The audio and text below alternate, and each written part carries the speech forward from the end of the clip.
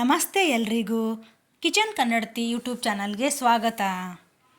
ಇವತ್ತು ನಾನು ಸಿಂಪಲ್ಲಾಗಿ ಈಸಿಯಾಗಿ ಬೇಗ ಆಗೋವಂಥ ಹೀರೆಕಾಯಿ ಪಲ್ಯ ಮಾಡ್ತಿದ್ದೀನಿ.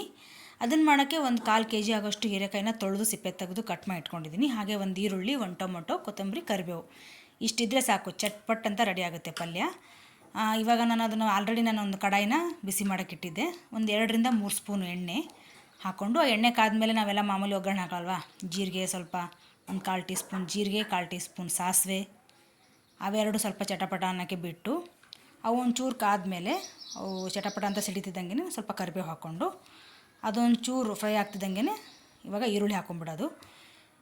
ಟೊಮೆಟೊ ಇವಾಗ ಹಾಕಲ್ಲ ನಾನು ಸ್ವಲ್ಪ, ಯಾಕಂದರೆ ಈರುಳ್ಳಿ ಫಸ್ಟು ಚೆನ್ನಾಗಿ ಬೇಯಬೇಕದು. ಈರುಳ್ಳಿ ಜೊತೆ ಏನು ತರಕಾರಿ ಹಾಕಿದ್ರು ಈರುಳ್ಳಿ ಬೇಗ ಬೇಯಲ್ಲ, ಹಾಗಾಗಿ ಫಸ್ಟ್ ಈರುಳ್ಳಿನ ಸಪ್ರೇಟಾಗಿ ಬೇಯಿಸ್ಕೊಂಡು ಆಮೇಲೆ ಇವಾಗ ನಾನು ಟೊಮೊಟೊ ಹಾಕ್ಕೊಂಡೆ.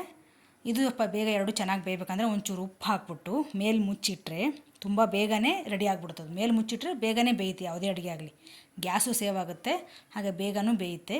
ಅದು ಸ್ವಲ್ಪ ಬೆಂದಮೇಲೆ ನಾನು ಒಂಚೂರು ಇವಾಗ ಒಂದು ಚಿಟಿಕೆ ಅರಿಶಿನ ಪುಡಿ ಹಾಕ್ಕೊಂಡು ಈಗ ಹೀರೆಕಾಯಿ ಕಟ್ ಮಾಡಿ ಇಟ್ಕೊಂಡಿದ್ನಲ್ಲ, ಹಾಗಾಗಿ ಇವಾಗ ಹಾಕೋತಿದ್ದೀನಿ. ಹೀರೆಕಾಯಿ ಆ್ಯಕ್ಚುಲಿ ಫ್ರೈ ಮಾಡೋರು ಮಾಡ್ಕೊತಾರೆ, ಬಟ್ ಇದು ತುಂಬ ಎಳೆ ಹೀರೆಕಾಯಿ ಇತ್ತು, ಹಾಗಾಗಿ ನಾನು ಅದನ್ನು ಹಾಗೆ ಕಟ್ ಮಾಡಿ ಹಾಗೆ ಹಾಕ್ಕೊಂಡೆ, ಫ್ರೈ ಮಾಡಲಿಲ್ಲ.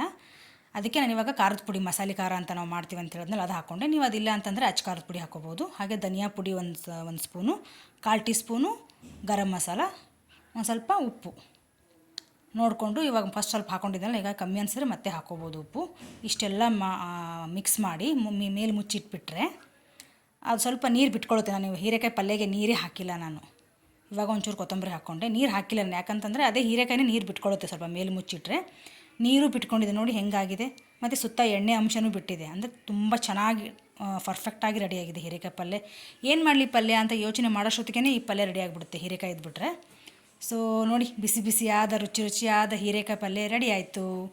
ನಿಮಗೇನಾದರೂ ಈ ವಿಡಿಯೋ ಇಷ್ಟ ಆಗಿದ್ದರೆ ಪ್ಲೀಸ್ ಲೈಕ್ ಮಾಡಿ, ಶೇರ್ ಮಾಡಿ, ಕಮೆಂಟ್ ಮಾಡಿ, ಹಾಗೆ ಸಬ್ಸ್ಕ್ರೈಬ್ ಮಾಡಿ, ಬೆಲ್ ಐಕನ್ ಕ್ಲಿಕ್ ಮಾಡೋದನ್ನು ಮರಿಬೇಡಿ. Thanks for watching.